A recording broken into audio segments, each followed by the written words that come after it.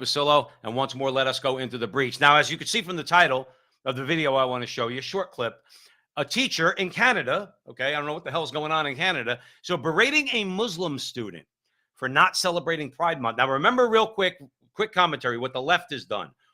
They coddle Muslims. They're afraid to say anything about Muslims. If you say anything about a Muslim, you're an Islamophobe, okay? But in this particular case, because we've said before at the front line with Joe and Joe, Islam and Muslims, they're not going for this stuff. They're not going for rainbow flags. They're not going for transgenderism. They're not going for gay marriage. They're not going for any of it. And guess what? They're pretty vocal about it. And you can see Joe and Joe, you can see Joe Resinello's videos on this and a lot of videos across the internet that are on social media that are talking about just that, because the left is in a pickle. They can't really say anything about Muslims, but they truly want to. So now here you have a teacher. Listen to what this teacher is saying to a Muslim student.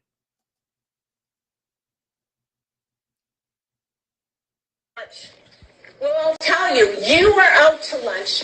If you think it's acceptable to not show up because you think there's some pride activities going on at school, right? Oh, that's fine.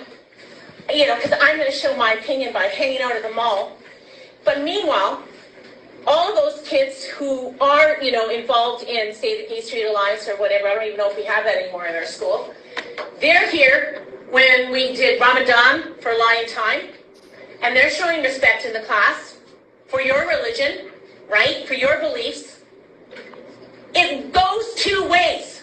If you want to be respected for who you are, if you don't want to suffer prejudice for your religion, your color of skin, your whatever, then you better give it back to people who are different from you. Okay, let's leave it there because I don't want to disgust you any more than I have to, okay, by showing this nauseating teacher. But keep in mind something. What are you doing celebrating Ramadan in a public school? You don't let Bibles in the public school. You don't let Christian prayer in the public schools. Muslims basically would tell these people, look, we're not looking for any favors. You don't have to talk about Ramadan in the public school. You don't have to do that. Christians are saying, yeah, we know that there's no place for Christianity in public schools, but you see what they do? We celebrate Ramadan. Why can't you celebrate Pride Month? And the Muslims are saying, well, don't celebrate Ramadan then. But my kid's not going to school to celebrate rainbow flags or whatever the hell else you want them to celebrate. We're just not doing it. And basically what this teacher was saying was, if you don't like it, well, then you could leave the school. And that's always the thing. It happens in America. It happens in Canada. They always do the same thing, which is if you don't like it, leave the public school. Okay, fair enough. But then the taxes that I pay that go to the public school, I don't want to pay those taxes. I'm not paying for the public school if my kid can't go there and not and be able to express my child's values, which are essentially my values.